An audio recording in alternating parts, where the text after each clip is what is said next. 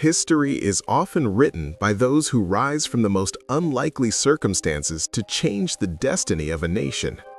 In an era when the United States was a house divided, teetering on the brink of collapse, one man emerged from a windowless log cabin to preserve the Union. Known as Honest Abe, Abraham Lincoln was a man of profound sorrows and unyielding resolve. Today, we delve deep into the life of the 16th president, the man who broke the chains of millions. Before we begin this journey into the heart of American history, please take a moment to like this video and subscribe to our channel. Your support allows us to continue bringing these epic stories to life. Now, let us explore the story of Abraham Lincoln. 1. The humble log cabin.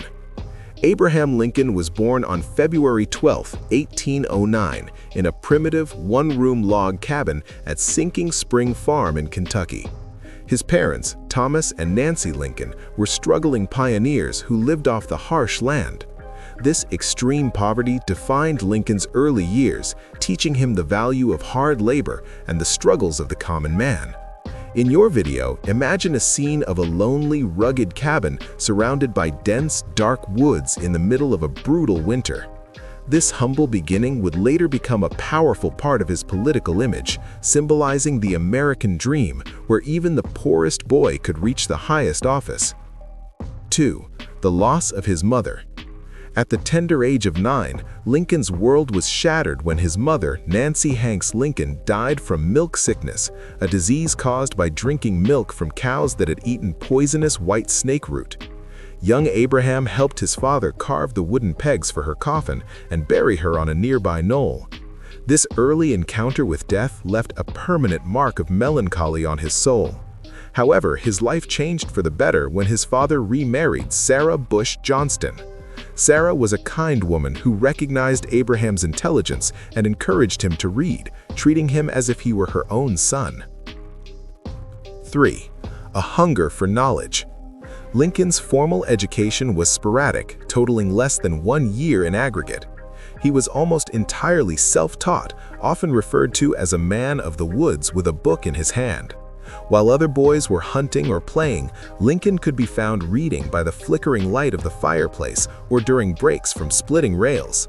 He famously walked miles to borrow books from neighbors, reading titles like Aesop's Fables, The Pilgrim's Progress, and the King James Bible. This relentless pursuit of knowledge in a world of manual labor set him apart and sharpened his brilliant mind. 4. The journey to New Orleans. At age 19, Lincoln co-piloted a flatboat down the Mississippi River to New Orleans to sell farm produce. This massive turning point was in New Orleans. The young frontiersman witnessed the horrors of a slave market for the first time. He saw human beings in chains being bought and sold like cattle. This experience deeply disturbed him and planted the seeds of his lifelong hatred for the institution of slavery. He reportedly told a friend that if he ever got a chance to hit that thing, he would hit it hard. 5. Honest Abe and the Debt of Integrity. In his early 20s, Lincoln co-owned a general store in New Salem, Illinois. The business eventually failed, leaving him with a massive debt that he jokingly called the national debt. While others might have declared bankruptcy or fled, Lincoln spent the next 17 years slowly paying back every cent he owed to his creditors. His reputation for absolute integrity began here. He once walked miles after closing his shop to return a few cents to a customer he had accidentally overcharged. This honesty became the cornerstone of his public persona. 6. The Black Hawk War. In 1832, Lincoln enlisted as a volunteer in the Illinois militia during the Black Hawk War. Although he never saw actual combat, he was elected captain of his company by his peers, an honor that he later said gave him more satisfaction than any other. His time in the military was brief, but it introduced him to political networking and leadership. He often joked about his service, saying his only battles were with mosquitoes, but the experience helped him understand the life of a soldier, which would prove vital during his presidency. 7. Self-taught lawyer. Without ever attending law school, Lincoln decided to become a lawyer. He studied Blackstone's commentaries on his own, often reading beneath a tree or while walking from one town to another. He possessed a rare ability to simplify complex legal arguments into language that ordinary people could understand. In 1836, he was admitted to the Illinois bar. As a circuit-riding lawyer, he traveled hundreds of miles on horseback across the state to represent clients in small-town courthouses, earning a reputation as a formidable and fair litigator. 8. Entry into politics. Lincoln's political career began in the Illinois state legislature. He was a member of the Whig Party and a staunch supporter of internal improvements like roads, canals, and railroads to modernize America. He was a tall, awkward figure, often wearing clothes that were too short for his long limbs, yet when he spoke, his high-pitched voice commanded the room. He was already beginning to speak out against the expansion of slavery, though he was careful to remain within the political mainstream of the time. 9. Marriage to Mary Todd. In 1842, Lincoln married Mary Todd, a woman from a wealthy, slave-holding family in Kentucky. Mary was highly educated, ambitious, and prone to volatile mood swings. Their marriage was complex and often stormy, yet they shared a deep bond and a mutual ambition for Abraham's career. They had 4 sons, but tragically, only one lived to adulthood. The loss of their children deeply affected both of them, contributing to the dark clouds of depression that frequently followed Lincoln throughout his adult life. 10. A single term in Congress. In 1846, Lincoln was elected to the U.S. House of Representatives. His single term was marked by his bold opposition to the Mexican-American War, which he believed was an unconstitutional land grab. This stance was unpopular back home in Illinois and led to a temporary decline in his political fortunes. Feeling his political career might be over, he returned to Springfield to focus on his law practice, but the brewing national storm over slavery would soon pull him back into the spotlight. 11. The Kansas-Nebraska Act. The turning point that brought Lincoln back to politics was the 1854 Kansas-Nebraska Act, which allowed slavery to potentially expand into new Western territories. Lincoln was morally outraged. He believed that the Founding Fathers intended for slavery to be on a course of ultimate extinction. He began giving powerful speeches across the state, arguing that a house divided against itself cannot stand. This phrase became his rallying cry as he helped form the new Republican Party. 12. The Lincoln-Douglas debates. In 1858, Lincoln challenged the little giant, Stephen A. Douglas, for a seat in the U.S. Senate. The two men engaged in 7 legendary debates across Illinois. While Douglas argued for popular sovereignty, Lincoln argued on moral grounds that slavery was a monstrous injustice. Although Lincoln lost the election, the transcripts of the debates were published nationwide, making him a household name and a frontrunner for the presidency in 1860. 13.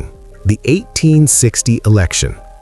Lincoln was considered a dark horse candidate for the Republican nomination. He was seen as a moderate who could win the crucial northern states. In November 1860, he won the presidency without carrying a single southern state. His victory was the final straw for Southern leaders who feared he would abolish slavery. Before he even took the oath of office, 7 Southern states seceded from the Union, forming the Confederate States of America. 14. The secret arrival in Washington. Because of numerous assassination threats, Lincoln had to be smuggled into Washington, D.C. in the dead of night for his inauguration. He wore a disguise and traveled on a secret train schedule. His critics mocked him for sneaking into the Capitol, calling him a coward. However, the threats were real. On March 4, 1861, standing before a divided nation, he delivered his first inaugural address, pleading for peace. We are not enemies, but friends. 15. The outbreak of war. The peace did not last. On April 12, 1861, Confederate forces fired on Fort Sumter in South Carolina. Lincoln faced a choice: let the South go or fight to keep the Union together. He chose to fight. he called for 75,000 volunteers to suppress the rebellion. This decision transformed the struggle from a political dispute into a full-scale civil war. Lincoln had to learn military strategy on the fly, studying maps and reading books on tactics late into the night. 16. The burden of command. As commander-in-chief, Lincoln struggled to find a general who could win. He went through a string of cautious and unsuccessful commanders like George McClellan. Lincoln's frustration grew as the North suffered devastating losses. He spent many sleepless nights pacing the White House corridors, grieving for the thousands of young men dying on his sides. The physical toll was visible. His face aged decades in just a few years, becoming lined with exhaustion. 17. The death of Willie Lincoln. In the midst of the war's darkest hours, tragedy struck the White House. In 1862, Lincoln's favorite son, 11-year-old Willie, died of typhoid fever. Lincoln was inconsolable. He would often lock himself in a room to weep, and reportedly visited the crypt several times to look at his son's body. This personal grief, combined with the national tragedy, deepened his spiritual resolve and his empathy for the suffering of others. 18. The Emancipation Proclamation. By 1862, Lincoln realized that to win the war, he had to change its purpose.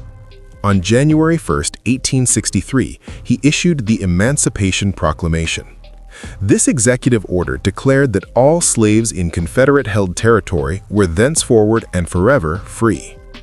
While it didn't end slavery everywhere immediately, it fundamentally changed the war into a crusade for human freedom. It also allowed African Americans to enlist in the Union Army. 19. The Gettysburg Address. In November 1863, Lincoln traveled to a blood-stained battlefield in Pennsylvania to dedicate a cemetery. His speech, the Gettysburg Address, lasted just over 2 minutes and consisted of only 272 words. Lincoln's short remarks redefined the meaning of America.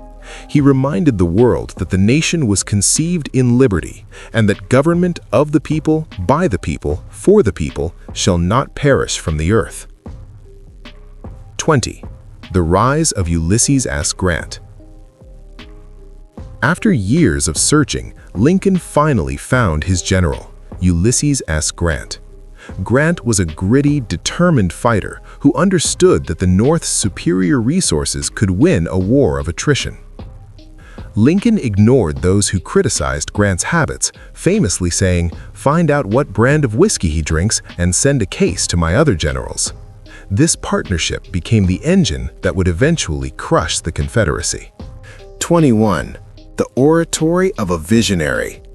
Lincoln was not just a politician, he was a master of the English language. Unlike his contemporaries who used flowery, complex rhetoric, Lincoln spoke with a rhythmic, biblical simplicity that resonated with the common soldier and the grieving mother alike. He spent days, sometimes weeks, refining a single speech, testing the sounds of words to ensure they carried the weight of the nation's struggle. His ability to distill the complex causes of the Civil War into moral imperatives allowed him to maintain public support even when the casualty lists grew long. This mastery of communication turned his speeches into foundational texts of American democracy, proving that the pen and the spoken word could be as mighty as the sword in reuniting a broken people. 22. The 1864 re-election crisis. As the 1864 election approached, Lincoln was convinced he would lose. The war had dragged on for 3 bloody years, and the Northern public was exhausted. His opponent, George McClellan, the very general Lincoln had fired, promised a negotiated peace that would likely have allowed the South to keep slavery. Lincoln faced immense pressure to drop the demand for emancipation to win votes, but he refused, stating he would rather be defeated than betray the promise of freedom. It was only after General Sherman captured Atlanta that the tide of public opinion turned. This moment highlights Lincoln's incredible political courage, choosing moral consistency over the easy path to power during the darkest hours of his career. 23. The 13th Amendment fight. Lincoln knew that the Emancipation Proclamation was a war measure that might be overturned by courts once peace returned. To ensure that slavery would never return, he became the primary architect behind the 13th Amendment to the Constitution. He used every ounce of his political capital, using both persuasion and patronage to convince reluctant congressmen to vote for it. He saw the amendment as a king's cure for the evil of slavery. The battle in Congress was fierce, but Lincoln was relentless, knowing that this was his legacy. When it finally passed, he saw it as the ultimate fulfillment of the Declaration of Independence, finally aligning the nation's laws with its founding ideals. 24. The Second Inaugural Address. In March 1865, as the war neared its end, Lincoln delivered his second inaugural address. While many expected a speech of triumph or vengeance against the South, Lincoln instead delivered a sermon on national healing. He suggested that the war was a divine punishment for the sin of slavery, shared by both North and South. He ended with the immortal words, "With malice toward none, with charity for all, let us strive on to finish the work we are in, to bind up the nation's wounds." This speech is regarded as his most profound theological and political statement, showing a leader who was more interested in reconciliation than in punishing his defeated enemies. 25. The Siege of Richmond and Petersburg. For 10 grueling months, Lincoln's favorite general, Ulysses S. Grant, hammered away at the Confederate defenses around Richmond and Petersburg. Lincoln frequently visited the front lines, staying on a steamboat in the James River to be near the action. He walked among the soldiers, his tall, gaunt figure easily recognizable by his trademark stovepipe hat. He saw the mud, the blood, and the reality of the siege firsthand. These visits weren't just for morale. Lincoln was coordinating the final collapse of the Confederacy. The sight of the president at the front gave the troops a sense that their leader was sharing in their hardships, solidifying the bond between the commander-in-chief and his army. 26. Walking into Richmond. When Richmond, the Confederate capital, finally fell in April 1865, Lincoln did something extraordinary. He walked into the city almost unescorted, just 48 hours after it was evacuated. As he walked through the streets, he was mobbed by newly freed slaves who fell at his feet, calling him Father Abraham and a Messiah. In a powerful moment of humility, Lincoln told them to kneel only to God and to thank him for their liberty. He even sat in the office of Jefferson Davis, the Confederate president. This walk was a symbolic victory, showing that the Union had returned and that the era of the slave-holding aristocracy was officially over. 27. The Appomattox Surrender. While Lincoln was not present at the actual surrender of Robert E. Lee to Grant at Appomattox Courthouse, his fingerprints were all over the terms. Lincoln had instructed Grant to let them up easy. He wanted the Confederate soldiers to return home with their horses to work their farms, not to be paraded as prisoners or executed for treason. This leniency was a strategic move to prevent a long-term guerrilla war and to begin the process of emotional reconstruction. By treating the defeated South with dignity, Lincoln laid the groundwork for a truly unified country, proving that a leader's greatest strength is often found in his capacity for mercy. 28. Dreams of Death. In the days leading up to his assassination, Lincoln was reportedly haunted by prophetic dreams. He told his close friend Ward Hill Lamon about a dream where he heard the sound of sobbing in the White House. In the dream, he wandered into the East Room and saw a corpse wrapped in funeral vestments, guarded by soldiers. When he asked who had died, a soldier replied, "The president. He was killed by an assassin." This eerie premonition suggests that Lincoln was aware of the immense danger he was in, yet he refused to increase his security, believing that if someone was determined to kill him, a few guards would not stop him. The fatal night at Ford's Theater. On the night of April 14, 1865, Good Friday, Lincoln decided to attend a play, Our American Cousin, to relax after the stresses of the war. He was joined by his wife Mary and 2 guests in the presidential box. As the audience laughed at a joke on stage, John Wilkes Booth, a famous actor and Confederate sympathizer, crept into the box and fired a single shot into the back of Lincoln's head. Booth then leapt onto the stage, shouting "Sic semper tyrannis," thus always to tyrants. The theater turned from a place of joy to a scene of chaos. This tragic event occurred just as the nation was beginning to celebrate the return of peace. 30. The Peterson House Vigil. After the shooting, the unconscious president was carried across the street to a small bedroom in the Peterson house. Doctors realized immediately that the wound was mortal. Throughout the night, members of his cabinet, friends, and doctors crowded into the tiny room, watching the great man struggle for breath. Mary Lincoln was hysterical with grief in the next room. As the sun began to rise at 7:22 a.m. on April 15th, Lincoln breathed his last. His Secretary of War, Edwin Stanton, famously remarked, "Now he belongs to the ages." The scene was a somber end to a life defined by struggle and service. 31. The Funeral Train. To honor the fallen leader, a massive funeral procession was organized.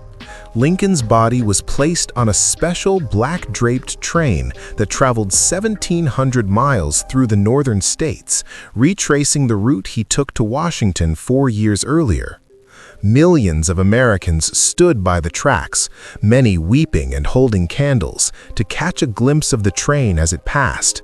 In cities like New York and Chicago, his casket was placed on a hearse and paraded through the streets. This event was the largest outpouring of national grief in American history, uniting a mourning North and even bringing some silent respect from the South.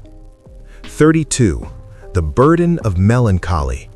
Throughout his life, Lincoln suffered from what was then called melancholy, today known as clinical depression. There were times when his friends feared he might take his own life, especially after the death of his early love, Anne Rutledge, and during the hardest years of the war.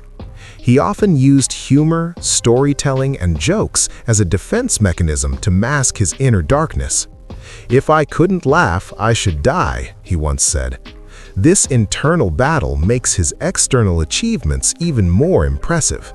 He led a nation through its greatest crisis while simultaneously fighting a war within his own mind. 34. The invention of the stovepipe hat. Lincoln's height, 6 feet 4 inches, was already imposing, but he made himself even more recognizable by wearing a tall silk stovepipe hat. This hat wasn't just a fashion choice, it served as a mobile office. Lincoln was known to store important letters, legal briefs, and notes for speeches inside the lining of his hat. When he walked through a crowd, his hat acted as a beacon, making him the most visible person in any room. It has since become an iconic symbol of his presidency, representing his unique blend of frontier practicality and presidential dignity. 35. A father to the soldiers. Lincoln had a deep personal connection with the Union soldiers, whom he often referred to as "my boys." He spent an enormous amount of time reviewing court-martial cases, often looking for any excuse to pardon a soldier sentenced to death for desertion or falling asleep on watch. He famously said that he didn't think shooting a boy would do him any good. This compassion sometimes frustrated his generals, who wanted stricter discipline, but it earned him the undying loyalty of the rank-and-file troops. To the men in the trenches, Lincoln was not a distant politician, but a caring father figure who felt their pain. 36. The Thanksgiving Proclamation. In the midst of the Civil War in 1863, Lincoln issued a proclamation establishing Thanksgiving as a national holiday. While Americans had celebrated harvest festivals for years, Lincoln was the first to formalize it as a day of thanksgiving and praise to our beneficent father. He called on Americans to remember the blessings of the country even during the horrors of war and to pray for the widows and orphans. This act was part of his effort to create national traditions that could bind the people together, reminding them of their shared identity and common gratitude despite their political differences. 37. The Patent Holder President. Abraham Lincoln is the only United States president to ever hold a patent. In 1849, he invented a device designed to help boats navigate over shoals and sandbars in shallow water using inflatable bellows. His experience as a young man on the Mississippi and Sangamon rivers inspired the invention. Although the device was never manufactured, his patent, number 6469, proves his mechanical mind and his interest in technology. He was a great supporter of the patent office, famously saying that patents added the fuel of interest to the fire of genius. 38. The Wrestling Legend. Before he entered politics, Lincoln was a celebrated wrestler on the Illinois frontier. With his long limbs and immense strength from years of chopping wood, he was a formidable opponent. Out of roughly 300 matches, he is recorded to have lost only once. His most famous fight was against Jack Armstrong, the leader of a local gang known as the Clary's Grove Boys. Lincoln won the match, and more importantly, he won the respect of the gang, who became some of his earliest political supporters. He is now honored in the National Wrestling Hall of Fame. 39. The Animal Lover and Tabby. Lincoln had a well-documented love for animals, which provided him with much-needed stress relief. In the White House, he had a variety of pets, including goats, a dog named Fido, and several cats.